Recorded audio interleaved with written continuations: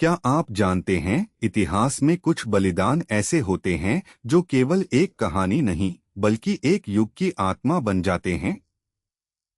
एक ऐसा ही अविस्मरणीय नाम है छत्रपति संभाजी महाराज का। वह नाम जिसने धर्म और स्वाभिमान के लिए क्रूरता की हर सीमा को पार कर जाने वाले दुश्मन के सामने भी घुटने नहीं टेके। आज हम बात करेंगे उस शूरवीर की शहादत की जिसने अपने लहू से मराठा भूमि के गौरव को अमर कर दिया। शिवाजी महाराज के स्वर्गवास के बाद मराठा साम्राज्य की बागडोर संभाजी महाराज के कंधों पर आई। एक और विशाल और क्रूर मुगल सल्तनत जिसका नेतृत्व सम्राट औरंगजेब कर रहा था, और दूसरी ओर साम्राज्य के भीतर पनप रही साजिशें। इन विपरीत परिस्थितियों में भी संभाजी महाराज ने अपने पिता की विरासत को न केवल संभाला बल्कि उसे और मजबूत किया। उन्होंने कई युद्ध जीते, अपनी प्रजा का कल्याण किया और स्वराज के सपनों को जीवंत रखा। लेकिन नीति को कुछ और ही मंजूर था।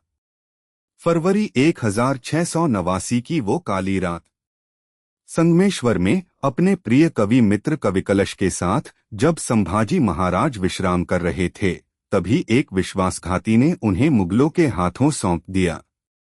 विशाल मुगल सेना ने उन्हें घेर लिया।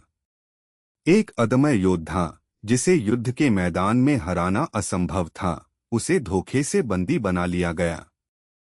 संभाजी महाराज और कविकलश को जंजीरों में बांधकर अपमानित करते हुए औरंगजेब के सामने पेश किया गया।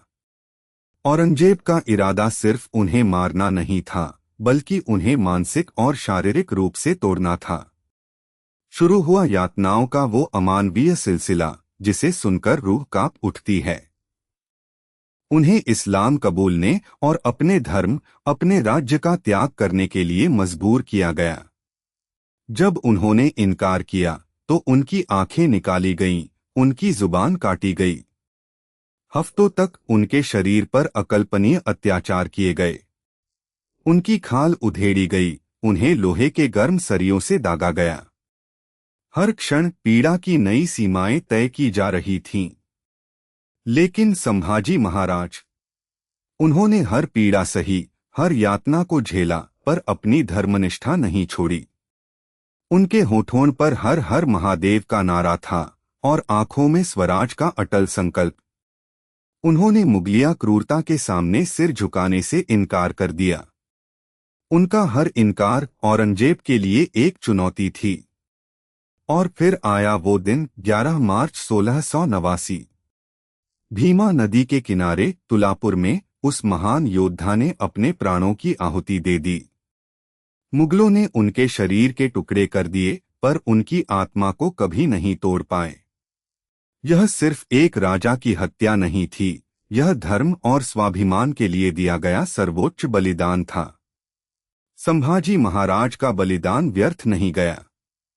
उनके रक्त ने मराठाओं में प्रतिशोध की अग्नि प्रज्वलित की, जिसने अंततः मुगल साम्राज्य के पतन का मार्ग प्रशस्त किया।